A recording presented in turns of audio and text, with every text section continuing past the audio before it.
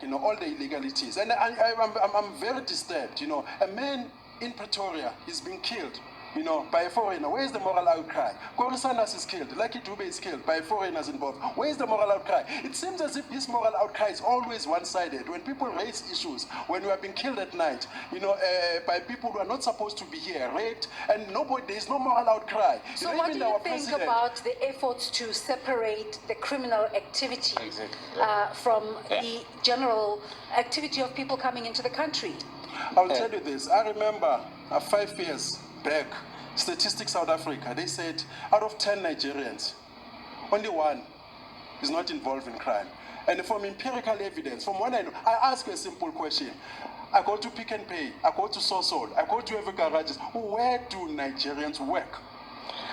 No, let's. They're all running businesses, import, export. Dr. Mokobela, what is the best way for South Africans to repay the solidarity of Africa? Well, we don't have to repay. The continent doesn't owe us anything.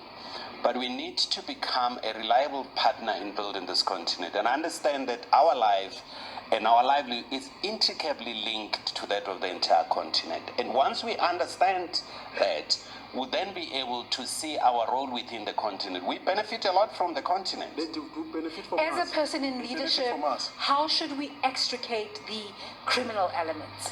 We should deal with criminals as criminals. And I agree with what Sepiso raised earlier on.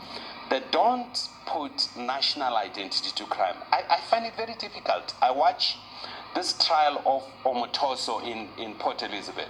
And the media goes and say, Nigerian Omotoso. Why do we say Nigerian pastor? Why don't we say this person, Omotoso, who is accused of this kind of crime? Why do we attach any nationality? And I think there's a message that we send to the general people. When we see people acting in the manner in which they're acting, we ask ourselves a question. That's why I'm saying we have to be responsible in terms of the language of our communication, because we have a great deal of influence. But as a racially divided nation, as an ethnically divided nation, is this not part of our vocabulary that it finds its way into people discriminating in such a manner? But Sepiso, that's why I'm saying, as leaders in different formation in the society, we need to exercise some level of responsibility.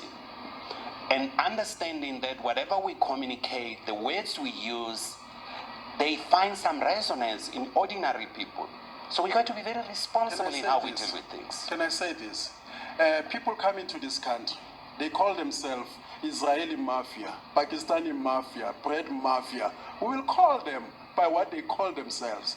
And I can say this, the MEC of Gauteng, when he says, according to their statistics, when a crime happens in a particular way, they know which nationality has committed that. If somebody has been cut his throat, they know that probably chances is a Zimbabwean. When there's drugs involved, human trafficking, child prostitution, they know. It's like these criminals, they sit somewhere in a board and subdivide themselves and say, you take the bouncing industry, you take the bread mafia, you take, like we come to fake products. You find the Somali, you find the Pakistani. Mr. Chwala, you are in the business of using language to